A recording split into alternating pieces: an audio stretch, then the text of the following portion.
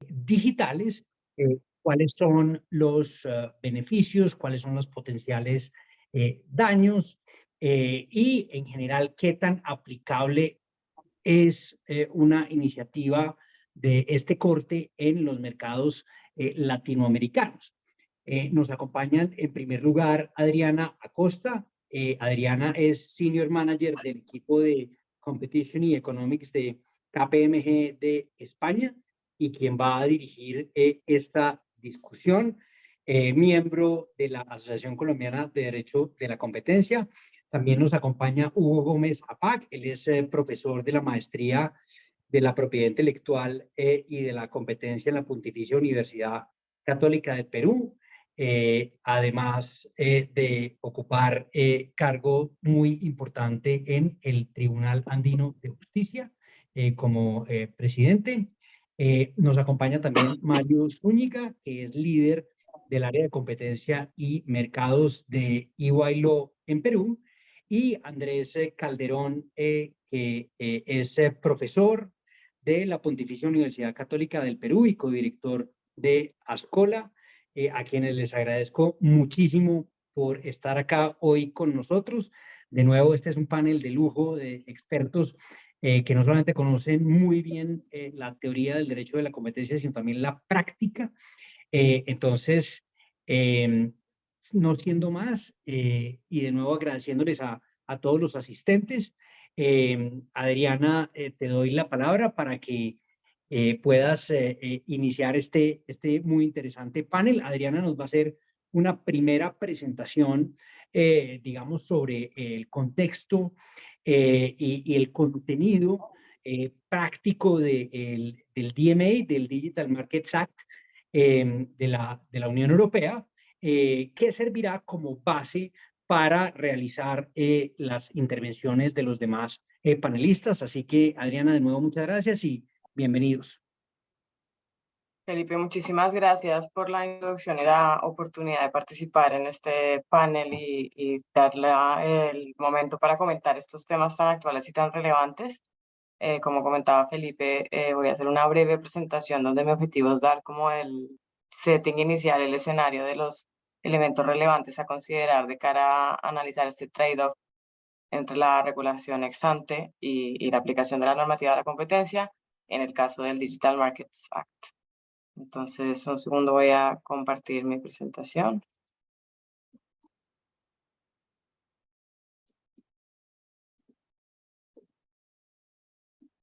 Ok. Ahí ya se ve bien. Sí. Vale, perfecto. Pues bueno, el Digital Markets Act, ¿qué es esto? ¿Qué pretende? Pues parece que es como, bueno, parece no, está diseñado como una herramienta complementaria que busca afinar las herramientas de aplicación de la normativa de competencia en Europa. Bueno, los contenidos generales, pues vamos a ver el DMA, y hacer algunos planteamientos de si es necesario o no, la fundamentación desde el punto de vista económico y algunos balances generales para que luego echemos la pelota a rodar y nuestros panelistas puedan comentar. Entonces, vamos en materia. El esquema básico, pues, la normativa de mercado digital en Europa ha sido publicada recientemente, el Digital Markets Act, y tiene que entrar en vigor en los próximos meses, y el objetivo es básicamente dar unas normas de conducta a unos actores primordiales del mercado, o sea, las plataformas, o lo que la Comisión Europea denomina plataformas sistémicas. Como apuntaba antes, esto no reemplaza o anula la normativa de competencia vigente, porque es perfectamente compatible y complementario con el artículo 101 y 102 del Tratado de Funcionamiento de la Unión Europea, que son los artículos que hacen toda la aplicación a nivel de la Comisión y europeo en relación con la vigilancia competitiva de los mercados.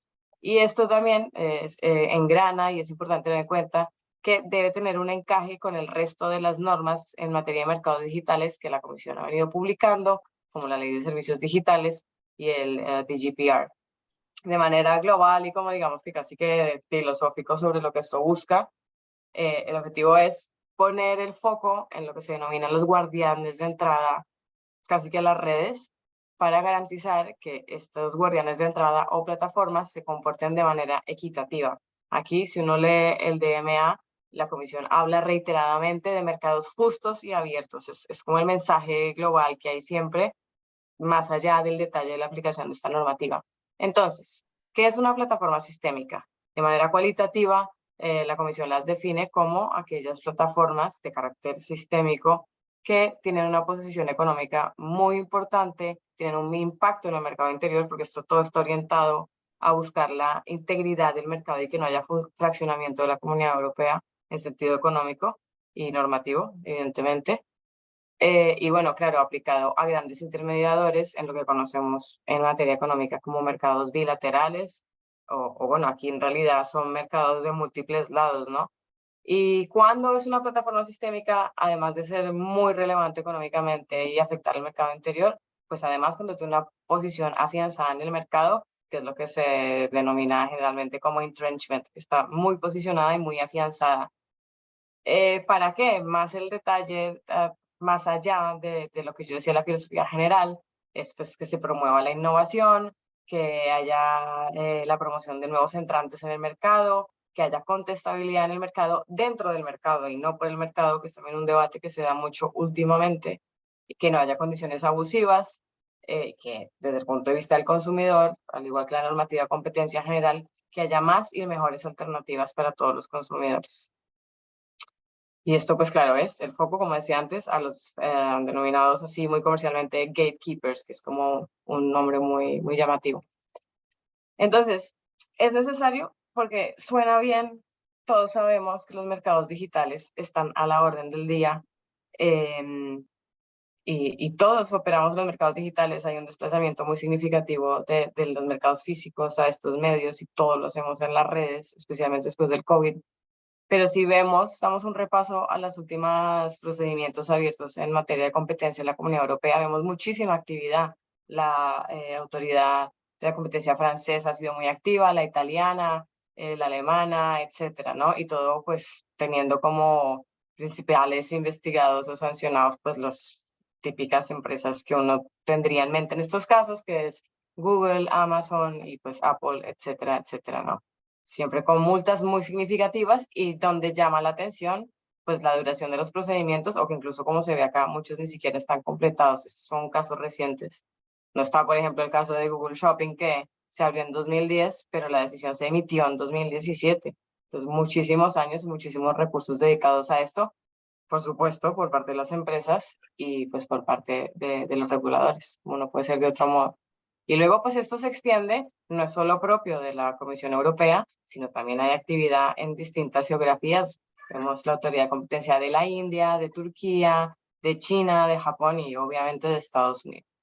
Vale, entonces mucha actividad de regulación, bueno, de supervisión desde el punto de vista competitivo del comportamiento de estas empresas y sobre todo con un enfoque de si existe o no abusos de posición de dominio. Tenemos estos dos elementos, ¿no? La filosofía, pero mucha actividad de aplicación y enforcement.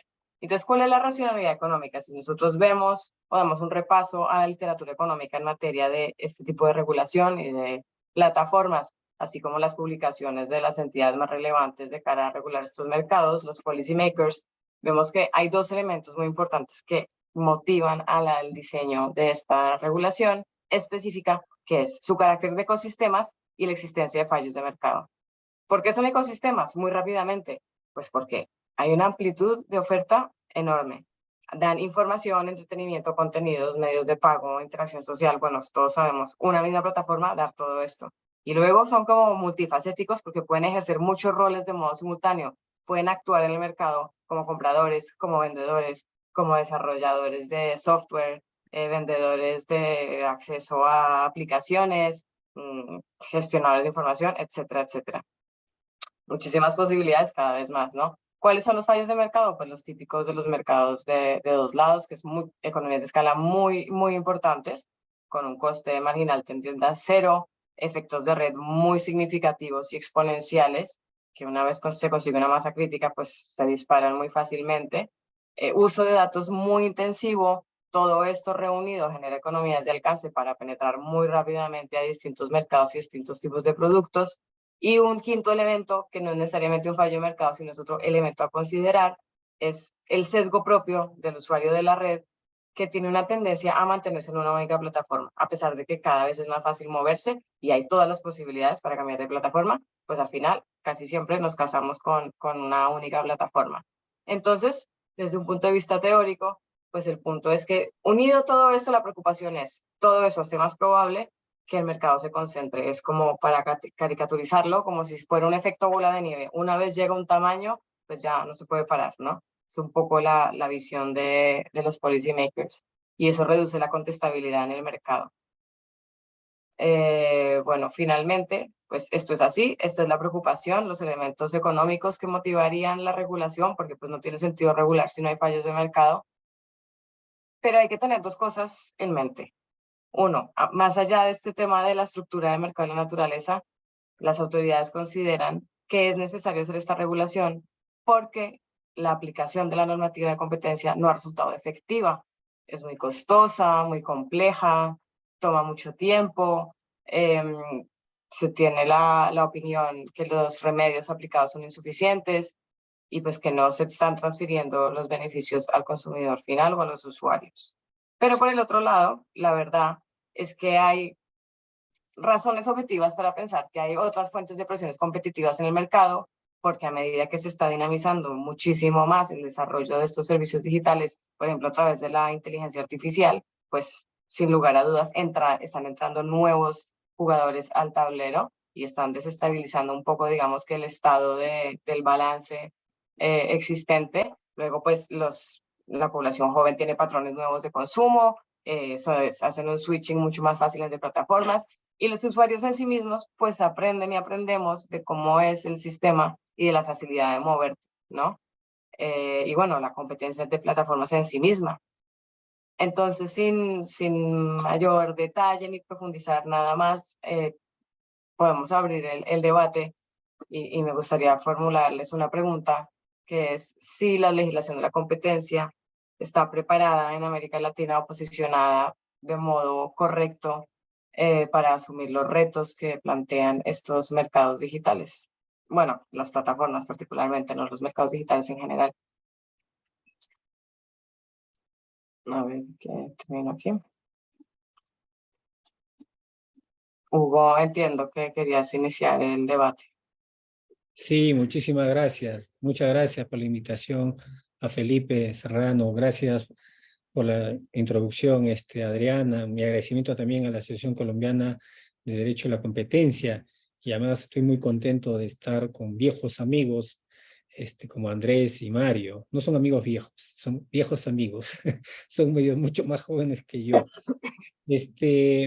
A ver, yo he pensado en unos comentarios justo a la luz de los tips que un poco Mario nos puso y ustedes se fueron complementando en estos días.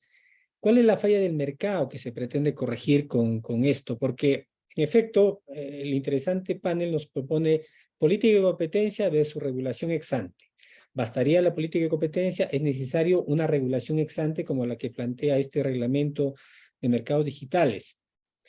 Mira, justo ahora que estaba viendo tu presentación, estabas poniendo tú algunos de los elementos, por ejemplo, típicos de un monopolio natural.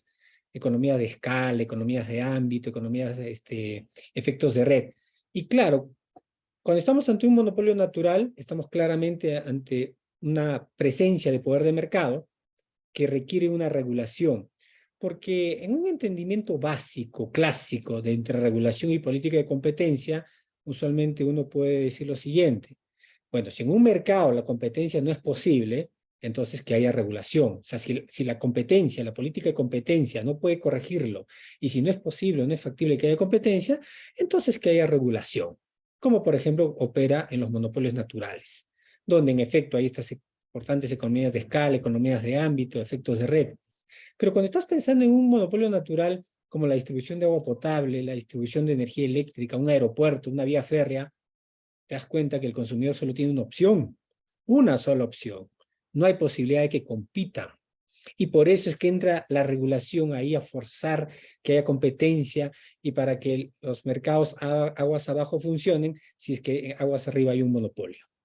Pero en el presente caso, yo advierto que el legislador europeo comunitario ha querido regular sabiendo o siendo consciente que posiblemente no hay un poder de mercado.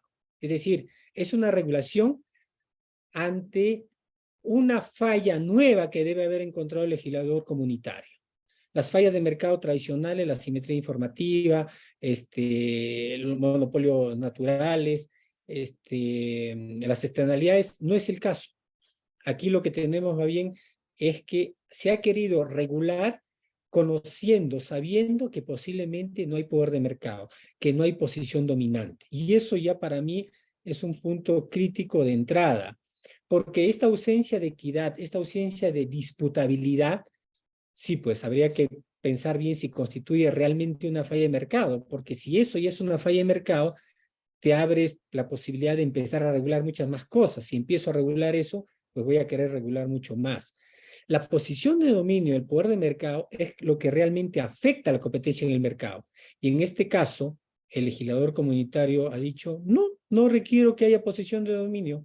Los gatekeepers, estos no tienen que tener posición dominante. No es requisito que haya posición dominante. Sin embargo, sí se preocupa de que no cometan prácticas que tengan un efecto exclusorio o un efecto explotativo. Cuando una empresa tiene posición dominante, cuando tiene poder de mercado, en efecto puede implementar prácticas explotativas que se apropian del excedente del consumidor, o prácticas de efecto exclusorio, de sacar a los competidores del mercado. En el presente caso, cuando uno revisa este reglamento de mercados digitales, te das cuenta de que no quiere el legislador comunitario europeo que hayan estas prácticas explotativas o estas prácticas con efecto exclusorio, a pesar de que no haya poder de mercado, a pesar de que no haya posición dominante. Creo más bien que ha habido críticas a algunos casos en los cuales era medio dudoso si había o no la posición dominante en estricto sentido. O sea, esa posición dominante en la cual pues el actor, el agente puede actuar, ¿no?, de manera independiente a la acción y reacción de proveedores, clientes, consumidores, ese actor que puede incrementar el precio y tener así ganancias. Eso pareciera ser que el legislador comunitario europeo admite tácitamente, dice, acá me es difícil probarlo. Pueda que sí, pueda que no lo pueda probar, pero no importa. Lo importante es que voy a prohibir estas conductas. Y la segunda crítica que tengo es, la regulación tiene el problema de que prohíbe y prohíbe cualquier tipo de esta clase de conductas, a diferencia de la política de competencia.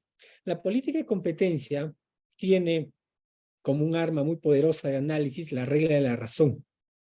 Y la regla de la razón, que es aplicable a los casos de abuso de posición dominante, te permite distinguir lo bueno de lo malo, te permite distinguir qué acuerdos de exclusividad tienen más efectos positivos que negativos y qué acuerdos de exclusividad tienen más efectos negativos que positivos. ¿Se dan cuenta? Que, por ejemplo, qué mandatos de interconexión podrían tener más efectos positivos que negativos o lo contrario.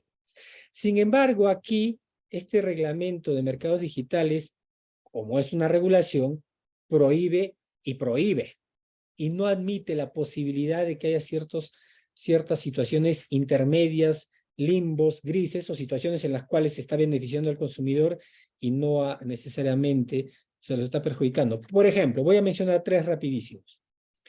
Con relación al artículo 5.3 del reglamento y los servicios de intermediación en línea, ¿es así? Sobre este tema, la norma lo que prohíbe, ¿ya?, es que el gatekeeper se abstendrá de aplicar obligaciones que impidan a los usuarios profesionales ofrecer los mismos productos o servicios a usuarios finales a través de servicios de intermediación en línea de terceros, a precios o condiciones que sean diferentes de los ofrecidos a través de los servicios de intermediación en línea del gatekeeper, de este facilitador del acceso. Pues bien, allí uno lo que advierte es que no quiere que los gatekeepers celebren acuerdos de exclusividad. ¿Con quiénes? Con los usuarios profesionales. Quiere que los usuarios profesionales puedan tener 2 o 3 gatekeepers. La pregunta es, ¿todos los acuerdos de exclusividad son malos como para prohibirlos de antemano? Ese creo que yo es algo que debería repensarse y por eso creo que es mejor una política de competencia en la cual se analiza un acuerdo de exclusividad caso por caso y se puede ver si hay efectos positivos o hay efectos negativos. Yo estaba pensando en un ejemplo, por ejemplo, en estos servicios de intermediación para el servicio de taxi, Uber, EasyTaxi, Cabify que hay en Lima. No recuerdo ahorita, Felipe, si en Colombia ya solucionaron el problema con Uber. Sé que hubo un fallo judicial que creo que permite y dijo que no había un acto de competencia desleal. Pero más allá de eso, lo cierto es que, por ejemplo, Uber con relación a los taxistas, es decir, a los usuarios profesionales, Cabify con relación a los usuarios profesionales, ¿podría celebrar o no un acuerdo de exclusividad? Podría, por ejemplo, y es un tema que conversaba con Mario, podría decir, los taxistas van a tener exclusividad porque, por ejemplo, a cambio les voy a dar un seguro patrimonial, les voy a yo garantizar un seguro patrimonial contra terceros. Oye, es un buen argumento para aceptar un acuerdo de exclusividad. Pero de saque decir de antemano, no, tú gatekeeper con tus usuarios profesionales no vas a tener nunca un acuerdo de exclusividad. Siempre vas a permitir que el usuario profesional pueda tener a su vez contratar con otros gatekeepers. Eso me parece exagerado, desproporcionado y no analiza que la casuística te puede dar diferentes respuestas. Vamos al otro tema que apunté, el artículo 6.5 del reglamento, lo referido al self-preferencing. Muy bien, este autofavorecimiento por parte de las plataformas, y claro, el caso Google Shopping es clarísimo, el cual fue sancionado precisamente por este autofavorecimiento. Pero ahí yo he estado leyendo alguna literatura, ahí encontré a este autor Fernando Díez Estela, también encontré a otros chicos que han escrito en una revista peruana, Javier Tapia y Manuel Abarca, donde, oye, ponen en entredicho también inclusive la posibilidad de cuestionar este autofavorecimiento, estas autopreferencias. ¿Por qué razón? Google nos da gratis a los ciudadanos, gratis, un buscador, un navegador, un buscador, un motor de búsqueda, gratis. Es obvio que de alguna manera tiene que obtener rentabilidad. El autofavorecimiento puede ser esa manera, yo no le veo problema alguno. O sea, me parece una exageración, en lo personal, la multa impuesta por el Tribunal Europeo por estos autofavorecimientos. Porque, fíjense, desde la multa a la fecha, y desde la primera multas inclusive, ¿qué otros motores de búsqueda han entrado y le han arrebatado grandes cuotas de mercado a Google? Nada. Creo que este es un caso en el cual es un buen producto que los consumidores disfrutan, los consumidores prefieren, y así tengan 2 o 3 buscadores en su celular o en su computadora, pues siguen usando Google. Y pareciera ser que eso, que usualmente se dice en teoría, los empresarios lo que quieren es satisfacer la necesidad del consumidor. Bueno, si Google está cumpliendo a cabalidad eso, ¿por qué sancionarlo por eso? Eso es lo que no entiendo. Fernando Díez Estela menciona sobre ese punto, por ejemplo, algo muy importante y dice, ¿acaso tenemos que forzar a Google a que tenga que tener esa neutralidad precisamente para perder dinero? No tiene sentido. O sea, eso está diseñado, una estrategia de ese tipo precisamente para ganar dinero, porque no hay leche gratis, todo cuesta. Y podría uno pensar que las redes sociales son gratuitas, los motores de búsqueda son gratuitos, pero es obvio que tienen que ganar dinero. Y una forma de ganar dinero puede ser, por ejemplo, con la instalación obligatoria de aplicaciones, con el autofavorecimiento. Y ya se verá caso por caso si en verdad hay ese efecto exclusorio, esa restricción a la competencia. Pero caso por caso, y eso no lo permite la regla de la razón. En cambio, una regulación ex ante como la del mercado dice, está prohibido. Tú en ningún momento puedes favorecer tus propios productos, puedes favorecer tus propios servicios. Y la pregunta es, ¿pero por qué no? Alguien ha diseñado gratis un motor de búsqueda, es para que el consumidor lo utilice y en efecto la ganancia puede venir, la monetización por esos lados, puede venir por el autofavorecimiento. ¿Cuál es el problema con eso? Yo no le veo mucho problema. Y quiero terminar con el artículo 7 referido a la interoperabilidad. Sobre todo está pensada en esta interoperabilidad con las comunicaciones interpersonales independientes de la numeración, como Telegram o WhatsApp. Pues bien, WhatsApp tiene más de 2.000 millones de usuarios, ¿no? Tiene más de 2.000 millones de usuarios. Telegram creo que está en 700 millones de usuarios, según unos rankings que vi de este año, del 2023. Si las personas prefieren un tipo de mensajería de texto a otro, aquí la autoridad comunitaria dice, no, no, no, yo quiero forzar el uso, quiero que todos se interconecten. Al interconectarse, creo yo, estás castigando a alguien que tiene preferencias y que tiene su propia red interna, como el caso de WhatsApp, forzarlos a conectar con otros. Buscas homogenizar unos servicios que quizá el mercado no ha aceptado esa homogenización. Quizá el mercado lo que prefiere es esa diversidad. Messenger funciona de una manera, Telegram funciona de otra manera, WhatsApp funciona de otra. ¿Tienen cosas comunes? Sí. ¿Tienen particulares también? Que los ciudadanos decidan. Yo quiero concluir esto, estimada Adriana, Andrés y Mario, señalando lo siguiente. Tengo la impresión que acá hay una suerte de paranoia internacional con las Big Tech y algo así como, wow, estos señores están ganando mucho dinero y no deberían ganar tanto dinero. Y es el colmo que ganen estos miles de millones, entonces tenemos que ponerles reglas. Cuando yo me pregunto, ¿cuál es el perjuicio a los consumidores? Porque con todas las multas impuestas, la gente sigue prefiriendo Google. Y me late que lo van a seguir haciendo buen tiempo en adelante. Si por más multas y multas y multas, el consumidor es el que finalmente decide qué es aquello que más desea. Poquito hablé con Andrés, ¿te acuerdas, Andrés, que estábamos hablando de esto de la posibilidad de tener en la misma computadora, tienes ahí a Yahoo, tienes a Google, y cómo es que basta un clic a buscarlos? Las autoridades han dicho, pero hay un sesgo, porque cuando ya tienes algo preinstalado, te quedas con lo preinstalado. Imagínense que ese sesgo lo aplicáramos en otros mercados, por ejemplo, en las panaderías. ¿Sabes qué ocurriría? Que cada panadería tendría un mercado relevante con ese sesgo. Cada panadería, porque la autoridad diría, claro, imagínate el esfuerzo de caminar 20 metros, imagínate el esfuerzo de caminar 40 metros a la otra panadería. No, pues el consumidor, ¿cómo va a querer caminar tanto? Cuando en verdad el consumidor, cuando le gusta algo, compara, y cuando le gusta algo, camina, puede caminar 1 cuadra o 2 cuadras. Si puede hacer eso el consumidor para buscar menores precios, Dios mío, aquí lo que ocurre es muy sencillo. Nos gusta algo, preferimos eso y no nos damos la molestia de entrar. Yo tengo el Yahoo aquí, pero paro más en Google. ¿Por qué mi preferencia? ¿Por qué castigar eso? No lo entiendo hasta ahora. Muchísimas gracias. Saben que tengo una reunión. Voy a tratar de quedarme unos 5 minutos más para tratar de escuchar un poco al resto. Les agradezco muchísimo la invitación. Les agradezco también la consideración de que no tuve yo la culpa de no acordar bien mis agendas y por eso tengo que irme volando. Pero muchísimas gracias, Adriana, Felipe y Andrés y Mario. Nos vemos pronto. Muchas gracias, Hugo, por tus reflexiones y tus puntos muy interesantes al respecto. Andrés, Mario, ¿ustedes qué opinan con respecto a este tema? No sé en qué orden estamos. Sí. Como prefieran, ¿no?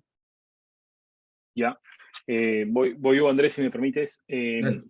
A ver, yo quisiera mira, para responder rápidamente a la pregunta concreta que nos has planteado, yo creo que en términos generales, y hasta ahora, de la evidencia que tenemos a la fecha, el derecho de la libre competencia es o debería ser suficiente para lidiar con los problemas de competencia que pudieran surgir, o algunos que ya han surgido quizás en los mercados de plataformas digitales.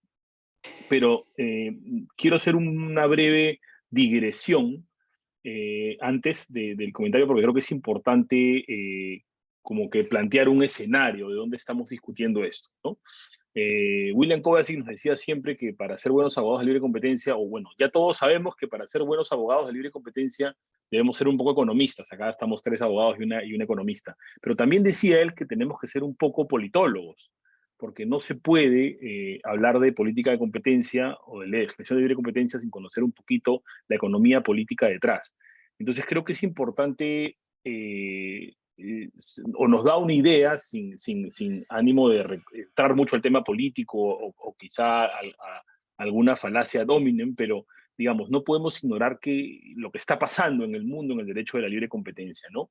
En general, hasta la década pasada, mediados de la década pasada, ¿no? Los 2010, digamos, teníamos un consenso antitrust, ¿no?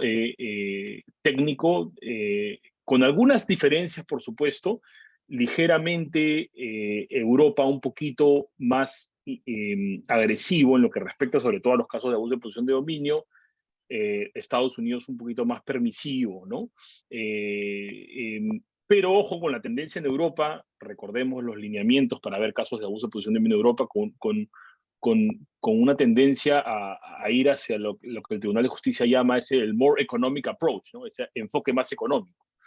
Y en Estados Unidos una tendencia así más liberal en lo que es control de fusiones y abuso de posición de dominio, ¿no? En los últimos años, sin embargo, ha surgido una corriente, ¿no? En Estados Unidos bastante fuerte desde el activismo y desde la academia, ¿no? Que, bueno, algunos llamaron con sorna hipster antitrust, yo lo llamo populismo antitrust, ellos se denominan neograndesianos, ¿no?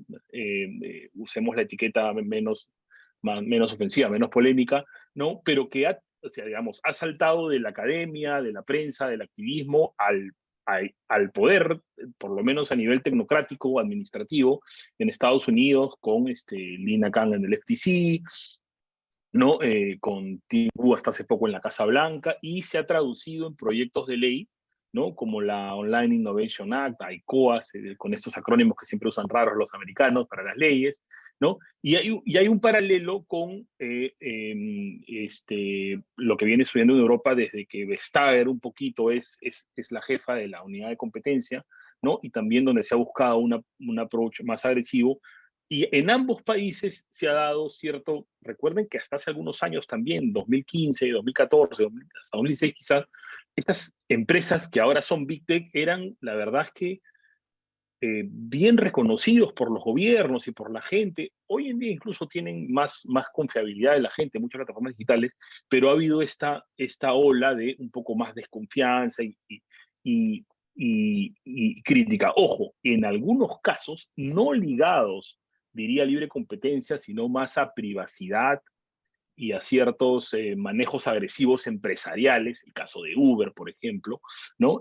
Que generaron esta desconfianza, ¿no? Entonces, se originó esta presión política, ¿no? ¿Y por qué menciono, me voy un poco a Estados Unidos? Estamos hablando de la Digital Markets Act, pero ¿por qué me voy un poco a Estados Unidos? Porque en este escenario, y también nuevamente acá cito a Kovacic, Kovacic un poquito pintó la cancha entre los que son los tradicionalistas, los que dicen, bueno, el derecho a la competencia está bien como está, y en esta marcada de cancha que hace Kovacic, no me gusta, pero creo que estoy entre los tradicionalistas, no me gusta ser el tradicionalista, siempre me gusta promover si hay espacio para los cambios, pero bueno, creo que ahí estoy situado ahora. Los expansionistas, y ahí pone a gente que, estando dentro del consenso técnico del derecho a la libre competencia hasta ese entonces, o de la libre competencia hasta ese entonces, querían un poquito más de enforcement, ¿no? Ahí puede estar, por ejemplo, Eleanor Fox o alguna gente en Europa, ¿no? Y luego están en un tercer grupo estos que yo identifico como el populismo antitrust, sin ánimo peyorativo, Kovacic mucho más elegante los llama los transformacionalistas, ¿no? ¿Por qué planteo esto? ¿No? Porque académicos que han estado en el sector que tradicionalmente sí buscaba más enforcement y que había alguna deficiencia o relajo, o la escuela de Chicago se fue muy al extremo liberal y querían un poco más de enforcement, ¿no? Por ejemplo, el profesor Herbert Hovenkamp, que nadie, acá veo entre los asistentes, gracias por su presencia, veo entre los asistentes a mucha gente que yo sé que conoce mucho la competencia y ubican a Herbert Hovenkamp. Parece raro que él diga, ¿no? ICOA es a bill that deserved to die, ¿no? Un proyecto de ley que merecía morir. ¿Por qué es tan categórico? Porque justamente, un poquito haciendo eco de lo que mencionaba Hugo, ¿no? Es una ley que tiene dos grandes errores, según Hovenkamp, ¿no? Uno, que es una ley de carácter, bueno, se aplica a ciertos mercados, entonces en algún sentido es muy estrecha, y él dice, ¿por qué vas a cuestionar a Amazon las cosas que puede hacer Walmart? ¿No? Entonces estás de alguna manera enfocando la norma de manera muy estrecha solamente a la plataforma online, cuando puede haber Walmart, tanto en la presencia online que tiene, que no llega a ser como Amazon, como en su presencia offline le hace presión competitiva y hace las conductas que tú le estás cuestionando. Por ejemplo, las marcas blancas. Oye, Amazon Basics, ¿por qué hace self-preferencing? Lo que mencionaba Hugo, ¿no? Autopreferencia con las marcas de Amazon Basics. Pero tú vas a cualquier supermercado, y esto existe desde que los supermercados existen en las primeras décadas del siglo pasado, ¿no? En todos, no sé cómo le llaman en Colombia, ¿no? Tenemos acá las marcas blancas, ¿no? Las marcas del propio establecimiento. Y esto es una conducta que la evidencia mayoritaria dice que beneficia al consumidor, porque son marcas, no necesariamente son marcas que son más baratas, ¿no? Pero están entre baratas y el rango medio, ¿no? Pero sí se genera eficiencias en la distribución, ¿no? Menos costos de transacción que permiten que sean más baratas y hay un beneficio al consumidor. Y el otro problema, que es el que señalaba Hugo también, que también señala Hovenkamp, ¿no? Es, oye, estás cuestionando prácticas que, claro, que pueden generar problemas de competencia en algunos escenarios, pero que en muchos otros escenarios generan eficiencias y tú las estás baneando, ¿no? De manera general, y eso es un problema, ¿no?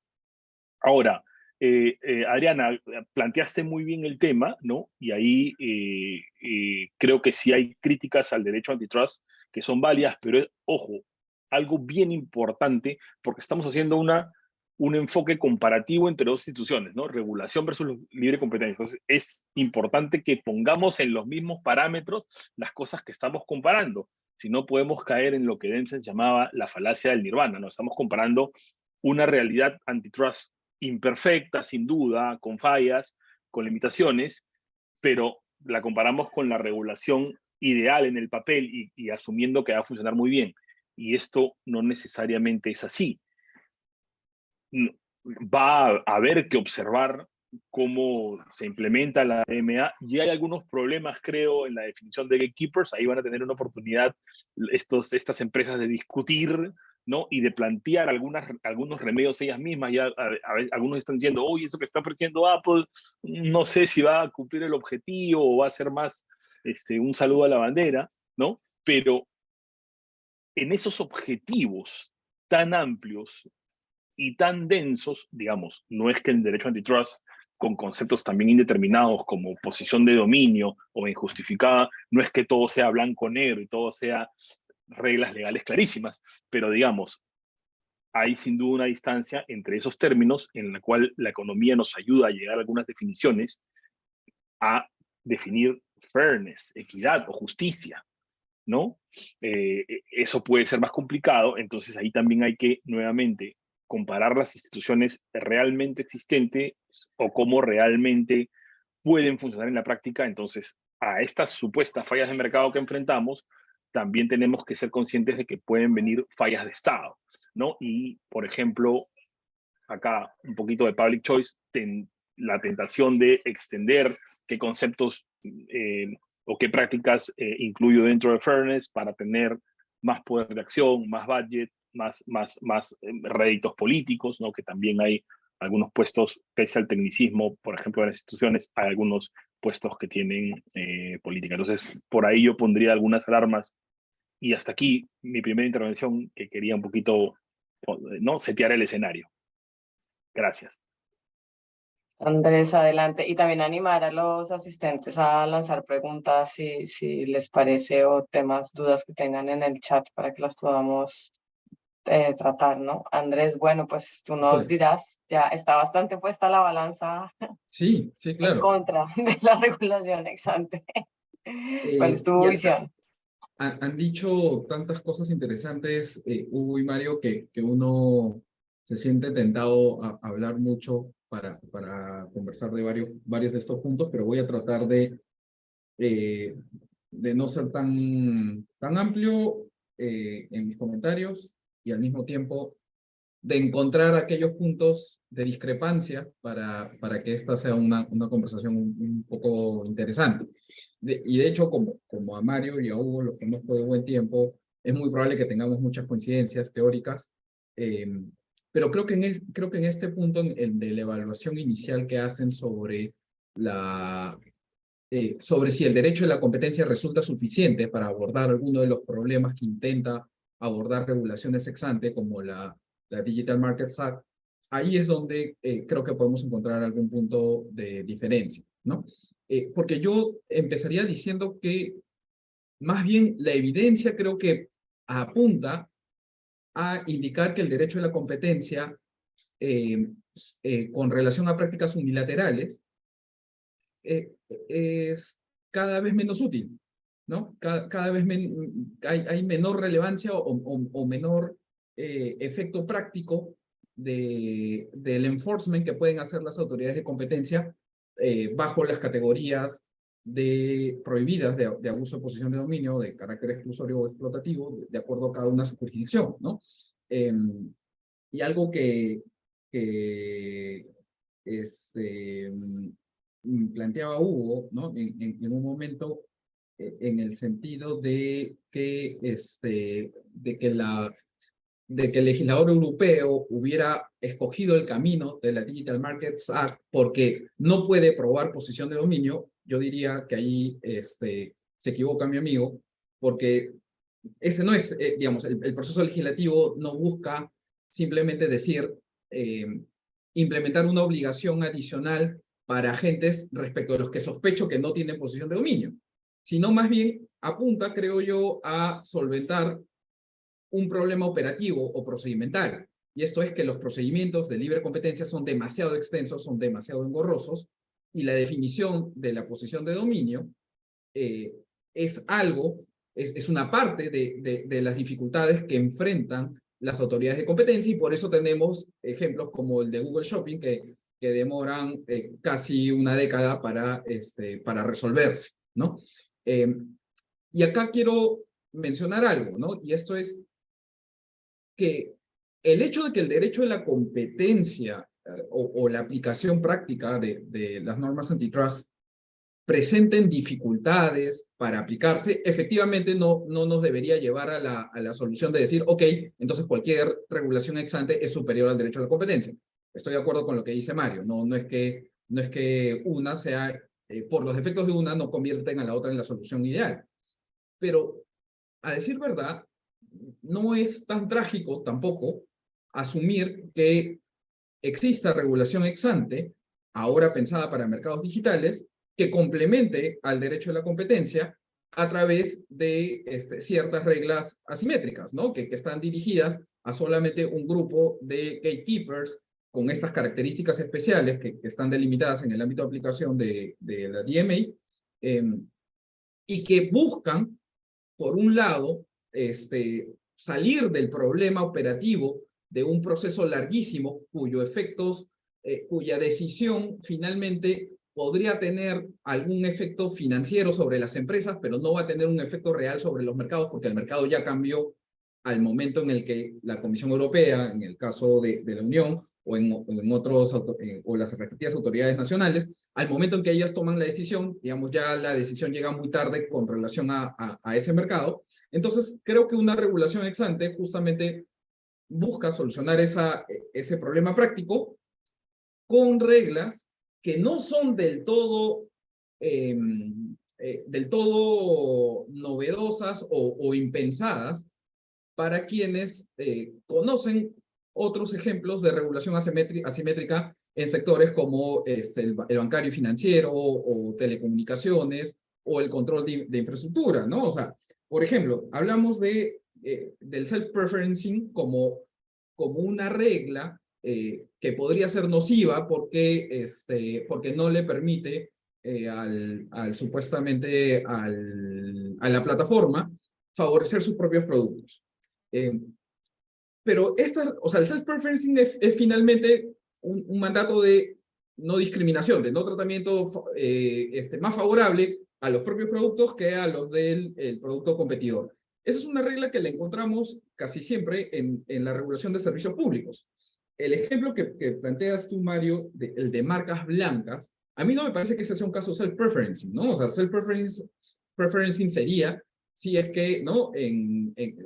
Poniendo el supuesto de un supermercado, en el que el supermercado te pusiera a sus marcas blancas en los mejores lugares de distribución y a las marcas competidoras te las escondiera, ¿no? Y te las pusiera de una manera desfavorable. Ya, ese tratamiento discriminatorio, claro que puede ser anticompetitivo, y creo que también podría ser materia de algún tipo de regulación si es que se considera que en ese mercado existen fallas suficientes que ameritan una regla objetiva y más predecible que la aplicación del derecho a la competencia bajo una regla de la razón que recién, cuyos resultados se verían 6, 7 u 8 años después. No me parece algo tan, tan gravoso establecer una regla de no discriminación ex ante para determinados mercados, y asumiendo además que es una regla asimétrica, ¿no? De la misma manera que las prohibiciones de ataduras que ya existen en varios servicios públicos, es una regla que también se trasladaría a plataformas digitales, a los gatekeepers que están regulados en la DMA. La interoperabilidad, podríamos hacer el paralelo con los mandatos de acceso o con los mandatos de interconexión que ya existen en servicios públicos. Creo que también hay un problema, yo discrepo con algo que mencionó Hugo, ¿no? Cuando dice que la interoperabilidad te lleva inmediatamente a la homogeneización de servicios, y creo que no es así, ¿no? O sea, de hecho, de lo contrario, si pensáramos eso, creeríamos que cuando ya existen plataformas interoperables en pagos digitales, ¿no? Hasta incluso en algunas redes sociales, y eso no ha llevado a una homogeneización de los servicios, ¿no? O sea, entiendo los riesgos que puede haber de establecer una regla ex ante aplicable para todos, pero digamos que la homogeneización no es, creo yo, el principal problema. Para cerrar esta primera intervención en donde quiero enfocarme en las diferencias más que en las coincidencias, simplemente para hacer la discusión un poco más interesante, quiero decir dos cosas, ¿no? La primera es que es cierto que una empresa, cuando opera como una sola firma integrada y no separa sus servicios en mercado aguas arriba, aguas abajo, podría de alguna manera llegar a los mismos resultados que esta regulación quiere evitar, ¿no? Como el de favorecer sus propios productos, el de establecer ataduras o el de establecer exclusividades. Pero si es que la empresa ya decidió partirse y funcionar como marketplace y al mismo tiempo como tienda online, o funcionar como una red social que permite conectar a usuarios de distintos mercados, entonces ha tomado una decisión de participar en el mercado y de ofrecer sus productos a potenciales competidores en mercados aguas abajo. Entonces, si ya tomó esa decisión de participar en ambos mercados, sí tiene una obligación de dar un trato no discriminatorio a esos competidores en el mercado aguas abajo. O sea, no puedes conservar la torta y comértela al mismo tiempo, ¿no? Entonces, si quieres operar como una firma completamente integrada y no brindar tus servicios en el mercado aguas abajo, ok, puedes hacer todas las prácticas y nadie te va a decir, nadie te va a tocar la puerta y te va a decir, oye, dame un trato no discriminatorio o dame un acceso a estos servicios o no me impongas una exclusividad o no me prohíbas cláusulas de paridad. Pero si yo decidiste, como operador, participar en ambos mercados, bueno, tú tienes un deber de competir y de no afectar a tus competidores y darle el mismo tratamiento como si se tratara de una empresa independiente. Y lo segundo es que, yendo al punto inicial, que era, tiene sentido que exista una regulación ex ante en plataformas digitales, si nos vemos a teoría económica y vemos la literatura que hay sobre tipping markets y todos los efectos que hacen difícil que estos mercados sean contestables, uno podría decir, ok, cumplimos con el check teórico. Que no tenga posición de dominio es un problema para pensar en una legislación pro competencia. Creo que no, o sea, creo que no necesariamente el umbral o el threshold de la posición de dominio nos debería llevar a pensar que únicamente en los casos en donde hay posición de dominio pueden haber efectos a la competencia. es un umbral que lo definimos hace varios años y que dijimos, ok, vamos a utilizar ese umbral, pero cuando definimos ese umbral, también aceptábamos que podían haber casos de empresas no dominantes que afectaran sensiblemente la competencia, como que también podrían haber casos de empresas dominantes que adoptaran prácticas que van a estar prohibidas, pero que en realidad no tenían un mayor efecto sobre la competencia. O sea, es cierto que digamos, pueden haber errores en el que se nos pasen, ¿no? Casos con efectos anticompetitivos, como pueden haber casos en los que no llegamos a, o en los que prohibimos prácticas que en realidad, cuando hacemos el balance completo, probablemente hubieran resultado más eficientes que anticompetitivos, ¿no? Entonces, teóricamente, o sea, la idea de que exista una regulación asimétrica para agentes no dominantes porque nos preocupa la competencia, creo que es válido, creo que sí es posible. No digo con esto que yo necesariamente esté de acuerdo con que se adopten ese tipo de regulaciones. La verdad es que no sé si es que sería conveniente incluso que ya pensándolo en el ámbito latinoamericano, que adoptemos ese tipo de regulaciones, porque no creo que estemos enfrentando los mismos problemas que enfrenta el mercado europeo con relación a estos grandes actores digitales, pero conceptualmente creo que es factible que haya regulación pro competencia dirigida de manera simétrica a actores que no cumplan necesariamente con el umbral de posición de dominio o poder de mercado. ¿Ya? Y aquí me quedo como primera intervención. Muchas gracias, Andrés, por dar la otra cara de la moneda para animar el debate. A ver, a mi modo de ver, sí, yo pienso que esto tiene un enfoque pues más complementario y quizás intentando, digamos, si le doy una lectura positiva, darle una vuelta a la normativa para cambiar el esquema de, digamos que de penalización por un sistema de incentivos, ¿no? Un poco como incentivando un comportamiento adecuado, ¿no? Pero eso de manera muy general y evidentemente la aplicación de esa norma pues generará unos costes para las empresas, sobre todo para la autoridad en sí misma. Yo me planteo si en realidad va a ser tan distinto o no en cierta medida a la normativa de competencia actual, porque de todas maneras la autoridad de competencia va a estar haciendo investigaciones de mercado periódicas para ver si se cumple o no. Bueno, que al final hay muchas cosas que de pronto no todas son tan distintas y novedosas, ¿no? Pero es cierto que puede haber ciertos elementos que pueden ser interesantes y que pueden estar justificados, ¿no? Entonces yo quería preguntarles si ustedes consideran que a la vista del estado de este tipo de mercados o de las plataformas en América Latina, o incluso del enforcement que se ha llevado a cabo en América Latina, si ven que tiene sentido hacer una aplicación de esta norma. Supongo no, la norma tal cual está redactada para el caso europeo, pero digamos, ustedes se imaginan que los reguladores en América Latina se animen a adoptar ciertos elementos de esta regulación o a realizar modificaciones o complementos a la norma de competencia. Ahí si quieres ahora empiezo yo y luego tú, Mario, para Adelante, que tú tengas la última palabra ahora. A ver,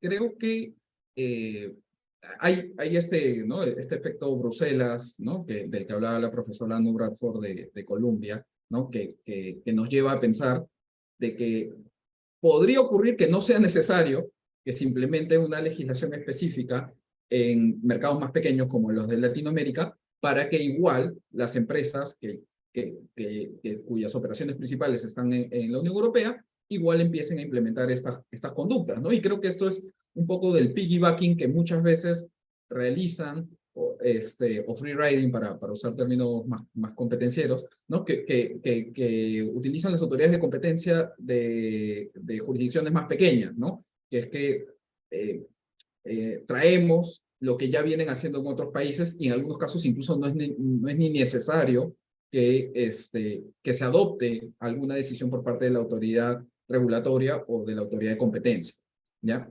Entonces, por el efecto Bruselas, quizás ocurra que no resulte necesario. Ahora, también creo que más allá de ese efecto,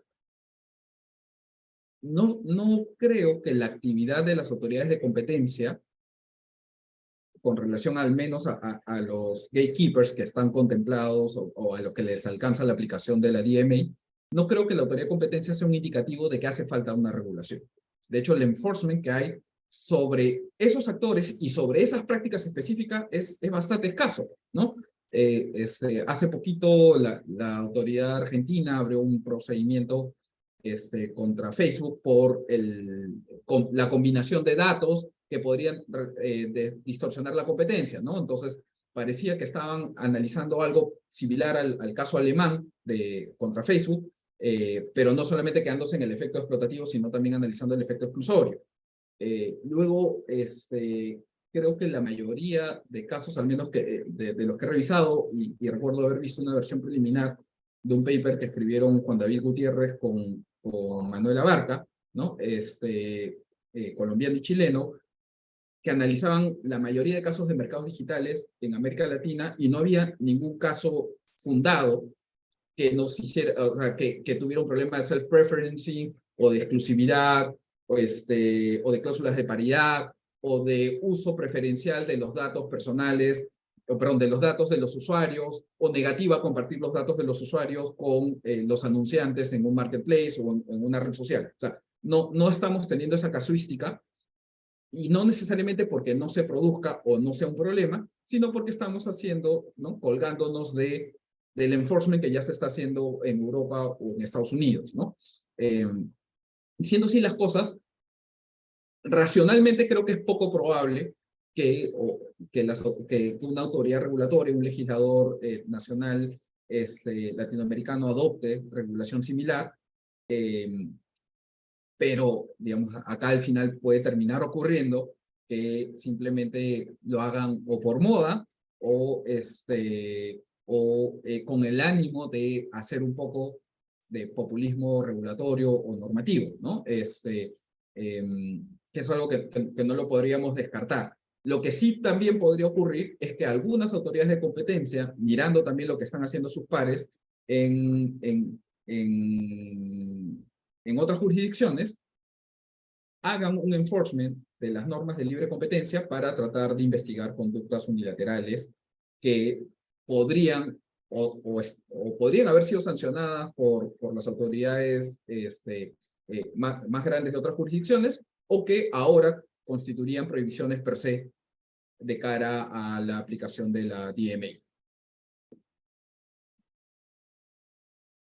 Muchas gracias, Andrés. Mario, ¿cuál es tu opinión? Yo creo que coincido en gran medida lo señalado por Andrés, con lo señalado por Andrés. Yo creo que en Latinoamérica no han surgido estos casos también porque no tenemos, quizás salvo el caso de Mercado Libre, ¿no? No tenemos un gigante digital latinoamericano que pueda tener alguna rivalidad o incluso que montándose sobre esas plataformas, como por ejemplo Spotify se monta sobre iOS, ¿no? O Android, o no sé, en su caso en Europa, Yelp, Estados Unidos, perdón, Yelp contra Google, o alguna así que diga, quiero tener un conflicto de negociación con él que lo llevo, porque al final estos conflictos terminan siendo negociaciones de cómo se distribuyen la torta que genera el negocio, ¿ok? Entonces no hemos tenido un gigante así que inicie uno de estos casos, ¿no? Y no tenemos mercados digitales propios, ¿no? Digamos, en Colombia sí, los colombianos me sabrán corregir, ¿no? Sí tienen algunas iniciativas digitales interesantes, ¿no? En Perú también hay algunas apps, pero digamos, tienen un tamaño, ¿no? Relativamente pequeño frente a estos gigantes digitales. Entonces, yo creo que la principal, a veces, aunque estamos acá, somos especialistas en libre competencia, estamos hablando de libre competencia, a veces la solución a un problema de política pública, si es que no tenemos un problema de política pública, es fuera de la política de competencia, ¿no? La política de libre competencia no puede estar llamada, y eso lo ligo con mi primer comentario, ¿no? quizá hay buenas intenciones de resolver problemas, pero la política de libre competencia, la legislación de libre competencia no puede resolverlos todos. Entonces, ¿dónde está para mí la principal solución al problema, ¿no?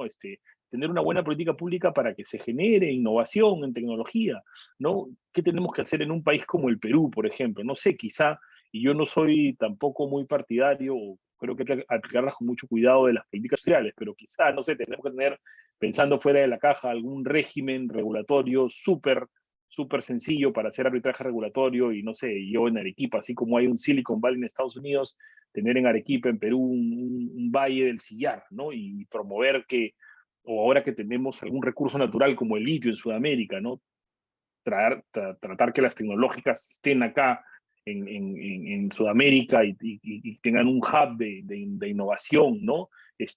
Promover mucha educación, promover entrenamiento. Entonces tenemos que hacer que los emprendedores, ¿cómo podemos facilitar el venture capital, por ejemplo, para que funcione acá, para que surjan estas ideas que yo creo que hay, sin duda, debe haber gente con ideas que son latinoamericanos y muchos de esos probablemente si quieren diseñar una app o una nueva web se queden en Estados Unidos, van a estudiar en Estados Unidos y se queden allá, ¿no? ¿Cómo hacemos para traerlos acá y acá los desarrollen, ¿no? Entonces, quizá fuera de la política de libre competencia están las políticas que necesitamos para promover la competencia.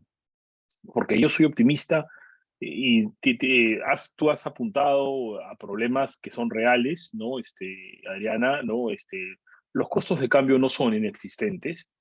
Yo creo que son relativamente bajos en mercados digitales, pero no son inexistentes, existen los costos de cambio, ¿no? Existen las economías de escala, existen los efectos de red. Ahora, yo ahí pese a reconocer que existen estos fenómenos, creo que soy optimista. Hay un paper bien interesante de Evans y Schmalensky, que son uno de los académicos más importantes en temas de network effects, y ellos te dicen, oye, no exageremos tampoco, a pesar de que ellos trabajaron mucho ese tema, no exageremos, no, creo que el artículo se llama así como el boogeyman de los efectos de red, ¿no? El cuco de los efectos de red. Entonces, oye, y te dan ejemplos de muchas industrias donde existen los efectos de red, pero por supuesto se superaron. Google, por ejemplo, no quiero sacar conclusiones para sacar una conclusión de libre competencia, y sobre todo Adriana, la economista, será más estricta que nosotros en ese respecto, no puedo sacar conclusiones con evidencia anecdótica, pero sí me llamó mucho la atención que Google, al que mucha gente atribuye automáticamente posición de dominio, se puso muy nervioso cuando ese explorador del cual todos nos burlamos, ¿no? Que es Edge de Microsoft, se integró con ChatGPT, ¿no? Se apuró, no sé si vieron la conferencia de prensa de Sundar Pichai, se apuró en sacar su propio BART, creo que se llama, ¿no? BART como bardo, como, ¿no? Poeta, ¿no? Su propio chat integrado con el buscador, y parece que no le fue muy bien, no sé cuánto de cotización bursátil perdió al día siguiente. Entonces, sin exagerar, yo sé que a veces la competencia no está a solo un clic de distancia, pero digamos, está ahí, ¿no? Y no es necesario que alguien tenga necesariamente una cuota de sustitución muy alta. A veces cuando yo leo los estudios empíricos y dicen, bueno, no hay multihoming porque solo un 20%, solo un 15%, pero yo digo, oye, ok, pero solo un 15, solo un 20 en realidad no es tan poco, ¿no? Porque es esa posibilidad que te tiene, ¿no? Una amenaza latente de competencia, insisto, quizá no a un clic de distancia, pero a algunos clics o algunas instalaciones de distancia. Entonces, soy optimista en que puede surgir la competencia. Y un comentario final: esto no quiere decir, por supuesto, yo creo que es una crítica muy válida, y lo que Andrés dice a mí me ha pasado. Trabajando con Hugo en la Comisión de Libre Competencia, nos ha pasado que ya sacamos la resolución. Oye, ya entró, y no hablo de mercados digitales siquiera, hablo de mercados con costos de entrada mucho más fuertes, pero ya entró la nueva administradora de fondos de pensiones al mercado. Ya, ¿de qué sirve tu resolución? Ya bajó la comisión 25%, ¿no? Entonces, es cierto, ¿no? Hay que ver la forma. Yo creo que hay soluciones que podemos tener en Latinoamérica, por ejemplo. Todavía tenemos un espacio importante para dar muchos más recursos a las agencias de competencia. Podemos usar de manera más sensata el sistema de precedentes, podemos usar de manera un poco más sensata las medidas cautelares y hay formas para hacer el antitrust un poco más efectivo. Gracias. Muchas gracias, Mario. Pues nos hacen varias preguntas en el chat. Una directa y sencilla que si quieren yo respondo, dice si están definidos cuáles son los mercados digitales en la norma europea. Entiendo que la pregunta es con respecto a las plataformas digitales específicamente, pero si no, también hay una norma muy detallada que da una serie de conceptos sobre los distintos servicios y entidades que hay en el mercado digital y es el Digital Service Act. Ahora, con respecto al DMA y las plataformas digitales, sí que están muy acotadas y dan ejemplos concretos de quiénes serían las plataformas sistémicas o qué tipos de servicios estarían considerados como parte de estos, en ejemplos de los mercados de intermediación online, de búsqueda, de los sistemas operativos, redes sociales, etcétera. Ahora no es solo así cualitativo, sino hay criterios cuantitativos para definir exactamente quién entra en la categoría de gatekeeper según el volumen de mercado. Básicamente como la definición es, pues, empresas con mucha fuerza económica, pues son empresas con un volumen de mercado muy elevado a nivel europeo y que además mantienen ese volumen de mercado durante al menos 3 años para que se cumpla la condición de mantenimiento y duración en el mercado, ¿vale? Y luego también el componente de un impacto significativo en el mercado, más allá del músculo económico, tiene que ver con el número de usuarios que tienen estas plataformas. Ahora, la propia comisión define que esto pues tiene un carácter dinámico porque como han apuntado Andrés y Mario y algunas personas en el chat, pues estos mercados cambian muchísimo, ¿no? Bueno, eso con respecto a esa pregunta. Luego, pues sí, efectivamente, como decías, Mario, pues y hay muchas fuentes de presencia de contestabilidad en el mercado. El tema de la entrada de la inteligencia artificial ha disparado, digamos, la dinámica y también la amenaza del desarrollo inminente o implementación de las herramientas cuantitativas más potentes y del desarrollo como de más potencia a nivel computacional, pues eso obviamente va a hacer que se dispare más y pues que los actores actuales relevantes del mercado empiecen a cambiar sus estrategias. Y eso pues evidentemente serán factores disruptores. A ver, nos pregunta Alfonso Miranda que si consideran que se debe limitar la regulación ex ante a los casos de fallos de mercado para permitir que funcionen lo más posible las leyes naturales del mercado o creen que la intervención de buscar objetivos ulteriores. Yo a priori digo con respecto a esto que, pues me imagino, eso es lo que pretende el DMA, ¿no? Otra cosa es que vamos a ver qué éxito tiene y como decía, creo que lo decía Hugo al principio, pues definir una threshold o una cota a partir de la cual entras en una categoría, pues eso no está exento de riesgos, ¿no? Lo mismo que cómo se define si eres de posición dominante o no, ¿no? Y otros objetivos ulteriores, pues claro, aquí está muy presente el tema de datos, datos, datos, y pues sí, en ese sentido yo creo que el DMA tiene un espectro más amplio. Y entonces, bueno, Mario, Andrés, ¿ustedes qué opinan? Dale tú, Mario. Yo solo un comentario muy puntual respecto de los datos para introducir una variable interesante. Algún cliente, seguro viendo las noticias de lo que pasaba en Alemania, me preguntó, oye, ¿y los datos? Entonces los datos me pueden dar posición de dominio, ¿no? Y sí, es un recurso, ¿no? Es una capacidad productiva, finalmente, que te puede dar posición de dominio, no solo las ventas, el market share, la capacidad productiva te puede dar posición de dominio, ¿no? Pero algo bien importante, y traer un término que Andrés ha mencionado, free riding, porque una cosa es la regulación de protección de datos personales y son datos que no nos queda duda que son de la persona y que yo creo que, o sea, más allá de que uno podría decir, haciendo una calificación valorativa, esos datos deben ser portables de todas maneras. En realidad esos datos los suele tener el consumidor y cuando tú te registras en una nueva web los sueles dar.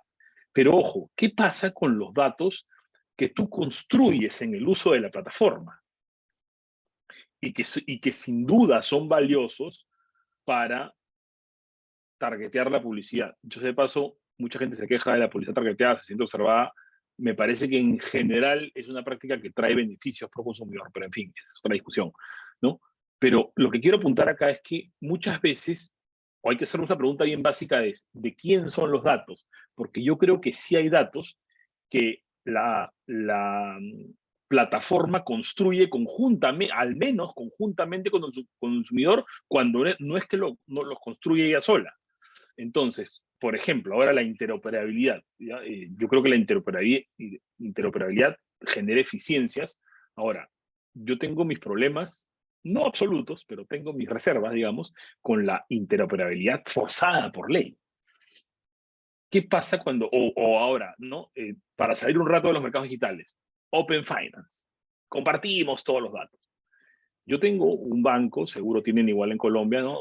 En ese banco depositas tu sueldo, ¿no? Y tienes tus principales movimientos. Entonces, pasa que de repente cuando dejas la cuenta en cero, te manda un mensajito, oye, tengo este préstamo de cash de corto plazo. O de repente terminas de pagar tu auto y te llega, oye, cómprate este nuevo auto, con esta tasa, una oferta. Entonces, ese actor tiene data. Pero ojo, ese actor ha generado la relación, ha agregado la data y ha extraído información valiosa y ha diseñado productos valiosos con esa data. Si de repente tenemos per se una obligación de compartir esa data, yo creo que hay actores que pueden estar haciendo un free riding de actores establecidos que han invertido tiempo, dinero, recursos en recoger esa data, agregarla y diseñar servicios o productos valiosos alrededor de ella. Entonces, no digo que sea una barrera absoluta a discutir ese tipo de regulaciones, pero es un efecto de free riding del cual tenemos que tener cuidado cuando proponemos una regulación ¿no? En este sentido. Yo agrego solamente que, sí, o sea, coincido con la premisa de Alfonso, ¿no? De que en principio la regulación ex ante debería responder a alguna falla de mercado que impide que la solución se aplique, que la solución sea la libre interacción entre la disciplina que se dan entre los propios competidores o la presión que provienen de los propios usuarios y consumidores y finalmente la aplicación, el enforcement de la autoridad de competencia. Creo que la DMA, algunas normas, algunos mandatos probablemente buscan algo más allá de atender a estas fallas de mercado o de solucionar un problema de competencia, ¿no? Por ejemplo, yo creo que la interoperabilidad sí es un remedio a eventualmente un problema de competencia. Creo que la portabilidad no. O sea, creo que creo que efectivamente un usuario tiene derecho a aportar sus datos, pero bajo otra lógica de protección de datos personales, pero no veo una relación tan directa como con la interoperabilidad del derecho a la competencia con reconocer este derecho por parte de los usuarios, ¿no? La mayoría, sin embargo, la mayoría de obligaciones que creo que están en la DMA apuntan a temas de competencia y digamos que quizás implícito está en la pregunta de Alfonso, si es que creemos que la política de competencia debería perseguir algunos objetivos ulteriores ¿no? Que pueden ser diversos, ¿no? Puede ser inclusión, puede ser inclusión financiera, puede ser, dependiendo del mercado en que estemos hablando, ¿no? Puede ser incluso democracia, sostenibilidad, protección del medio ambiente. Yo particularmente soy partidario de que no, ¿no? Y que por esa misma razón el enforcement por parte de la autoridad de competencia no debería incluir el enforcement de otras obligaciones regulatorias que persiguen otras finalidades. Gracias, Andrés. Aquí hay otra pregunta que me parece muy interesante y la hace Ingrid Ortiz.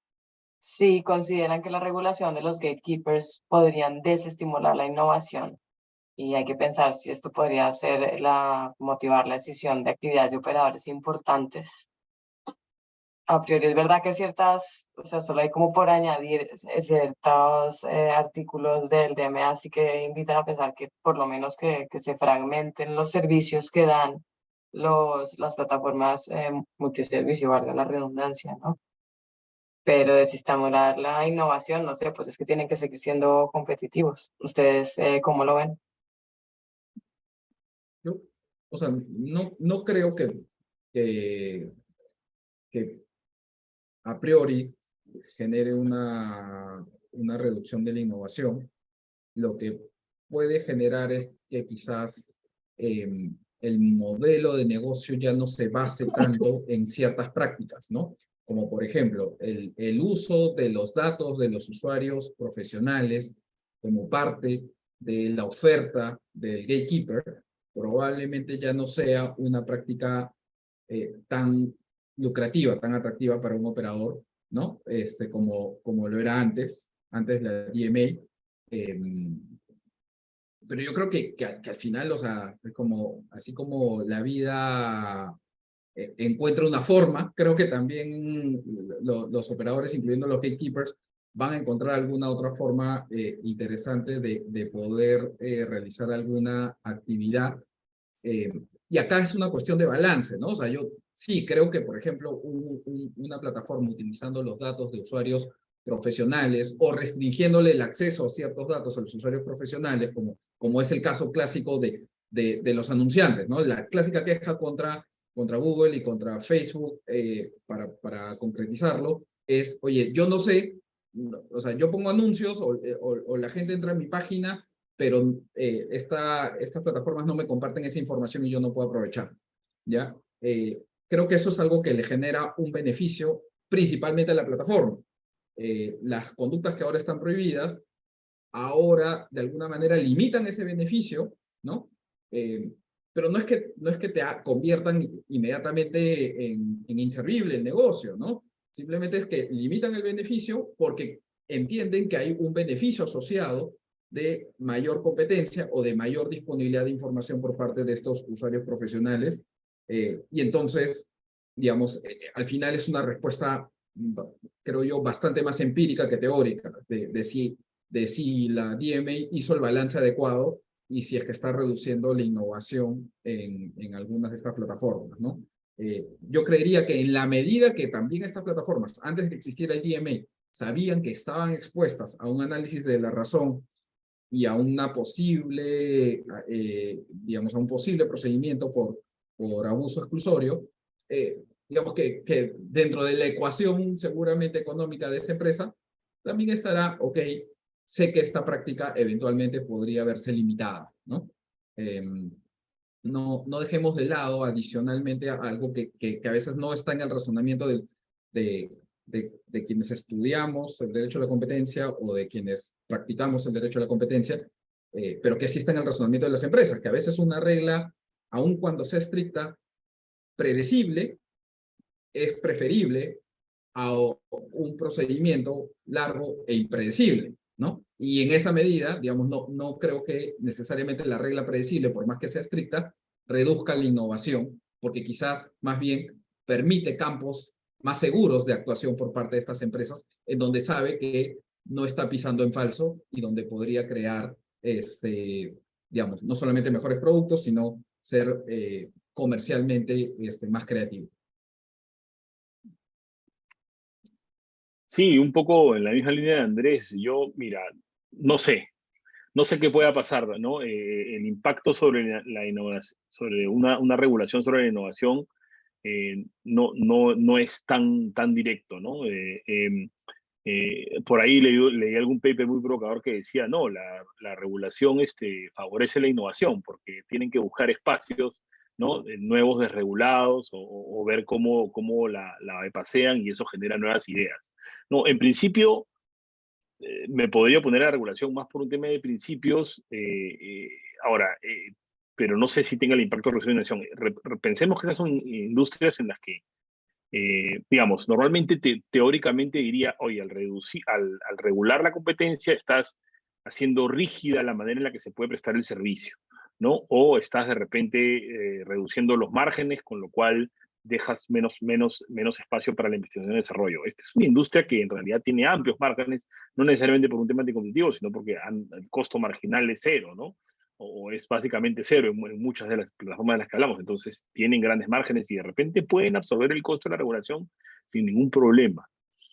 Ahora, quizá sí pensando un poco, y no hablo en particular de innovación, pero sí un poquito se puede afectar el ingreso de nuevos competidores si es que los costos de compliance pueden ser altos, ¿no? O, en este caso, como la regulación es asimétrica, un nuevo entrante no la va a tener inmediatamente, ¿cierto? Pero quizás si la previsión de los costos de compliance desincentiva el ingreso de nuevos sectores a mercados, uno podría decir, en ese sentido, podría haber innovación, pero creo que la respuesta a esto es totalmente empírica y habrá que ver, ¿no? En unos años de aplicación de la norma, qué respuesta tenemos, ahorita no lo sé.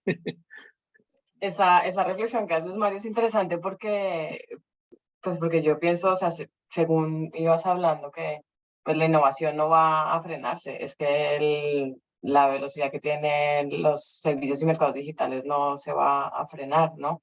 Lo que sí es verdad es que podría uno pensar que las empresas que están entrando, o bueno, tampoco son empresas pequeñas, pero que entren y que quieran modular el tamaño de crecimiento para no llegar a los thresholds estos para ser considerado un gatekeeper, como crezco, pero no me voy a meter en este problema, Sí, ¿no? Y es sí. que eso puede incluso tener un efecto negativo para los consumidores en el mercado, porque una red grande, digamos que bien comportada en un sentido así positivo, si transfiere esos beneficios a los consumidores, pues es positivo para el mercado, ¿no? Lo que podría pasar, y perdona acá que salte de frente a comentar, pero es bien puntual a lo que comentas, lo que podría pasar es que mirando el gran mercado, como diría Nicolás Petit, el moligopoli, ¿no? Que hay, sí podría pasar que desincentives el ingreso de una gran plataforma al mercado de su frenemy, ¿no? O sea, por ejemplo, están los rumores de que ya Apple está construyendo un buscador, ¿no? Entonces, podría quizá Apple decir, mejor no me integro con el buscador porque, y eso reducir amenazas competitivas hipotéticas por ahora a Google, no lo sé, ¿no? Quizá es como para explorarlo. Así es, gracias. Y como una última reflexión, no sé si quieren compartir su opinión con respecto a si esta nueva normativa, a pesar de que no genere normas nuevas en otras regiones, ¿creen que eso podría condicionar el comportamiento de las plataformas en América Latina? Sí, sí, sin duda, creo que Andrés lo ha mencionado un poco, ¿no? Y eso ya lo comento como practitioner, me pasa en el día a día, ¿no? O sea, muchos de mis clientes, por ejemplo, ya casas matrices europeas, no, ya vengo así por el GDPR, ¿no? O sea, yo les explico, oye, o incluso las políticas de competencia, sin ir tan lejos, muchos tienen normas duras en contra de ciertas conductas comerciales que todavía están en Europa, incluso solo en algunos países de Europa, ni siquiera por toda la Unión Europea, bajo la regla per se, como, no sé, la fijación de precios de reventa, ¿no? Se quedó de programas de compliance antiguos. Está prohibido per se. Oye, no, yo te comento que puedes hacer esto bajo ciertas condiciones. Entonces, no, definitivamente yo creo que va a tener influencia en cómo las plataformas operan aquí, porque lo que mencionaba Andrés, la predictibilidad, la estándar, a menos que sea una regla demasiado gravosa, probablemente muchas empresas prefieran la estandarización a tener una regla en cada jurisdicción. Entonces, es probable, digamos, que haya ese efecto que menciona. Sí, y creo que el efecto de Bruselas es probablemente algo de lo que, como dijo Mario, ya lo vimos con la GDPR, con la protección de datos personales. Posiblemente lo veamos en este caso con la DMA. Quizás no sea tan sensible porque efectivamente estos grandes, estas plataformas digitales sistémicas son relevantes sin duda, pero probablemente no estén tan en el radar en el mismo nivel de relevancia, tanto para usuarios como para usuarios finales, como para usuarios profesionales, y también para las autoridades de competencia, ¿no? Insisto con la idea anterior de que si son racionales, las autoridades y los reguladores peruanos, colombianos, chilenos de los distintos países de América Latina, más bien, creo yo, deberían tomar una posición más cautelosa, ¿no? Y esperar a ver cómo implementan estos operadores en Europa, si es que trasladan sus políticas comerciales América Latina de la misma manera que se adecuaron a la regulación europea. Y recién ahí, si es que se viera un campo que haya quedado libre y que no se haya implementado, ahí eventualmente podrían tratar de hacer algún tipo de intervención. Y en este caso creería que lo más racional sería que sea una intervención primero del enforcement de libre competencia, para que vea si es que funciona o no funciona antes de pensar en una salida regulatoria ex ante. Bueno, pues muchísimas gracias a ambos por sus aportaciones y reflexiones con respecto a esta regulación que si bien tiene sus fallos y limitaciones y implica cambios importantes y está por verse si resulta excesiva o no, pues es algo que va sin duda a cambiar el tablero de juego, ¿no? Y que todos tenemos que estar al día con ella. Felipe, no sé si quieres hacer algunos comentarios de cierre, darnos tu opinión sobre este tema también. Sí, muchas gracias, Adriana, Mario y Andrés. Muy interesante los aportes y el debate. Yo quizá como lo hemos hablado en oportunidades anteriores con ustedes en preparación para este evento, tengo una posición muy similar a la que puede tener Hugo y Mario. Creo que hay muchas coincidencias también con Andrés. Yo soy un poco escéptico de traer regulaciones ex antes como puede ser el DMA europeo en particular, porque creo que las normas de competencia en nuestros países son suficientes e incluso a veces muchos más amplias que las propias normas norteamericanas y europeas, y deberían ser suficientes para cualquier preocupación en materia de competencia si es que la hubiere. En segundo lugar, yo creo que en mercados latinoamericanos tenemos todavía mucho por desarrollar en materia de ejecución de normas de competencia, y todavía creo que hay que madurar bastantes disposiciones, más allá de introducir algunas nuevas, pudiendo ser que no hemos usado las que tenemos digamos, en vigor, sobre todo porque sí considero que el análisis último debe ser el análisis de cuál es la elección del consumidor y por qué el consumidor está eligiendo digamos, un mercado particular, perdón, una empresa particular frente a otra.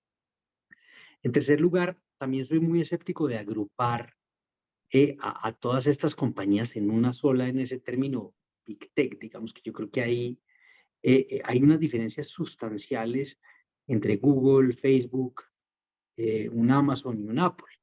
En particular, pues el mercado de las redes sociales me parece que se mueve de manera diferente del que se puede mover, por ejemplo, el mercado de retail, donde una compañía como Amazon puede tener competidores en Latinoamérica muy fuertes como Mercado Libre, etcétera, pero también tiene competidores, digamos, de ladrillo y mortero, como se diría en un libro de economía, que además tienen sus propios canales digitales y son supremamente fuertes. En Colombia, tú tienes, por ejemplo, el caso de Éxito, Falabella, Alcosto, Catronics, que son supremamente fuertes, y que, por supuesto, pues, digamos que la entrada de uno de estos competidores vendría más bien a dinamizar el mercado, que de pronto está tirado hacia otro lado. Y creo que cada uno merece un análisis particular y por eso me gustan las normas ex post.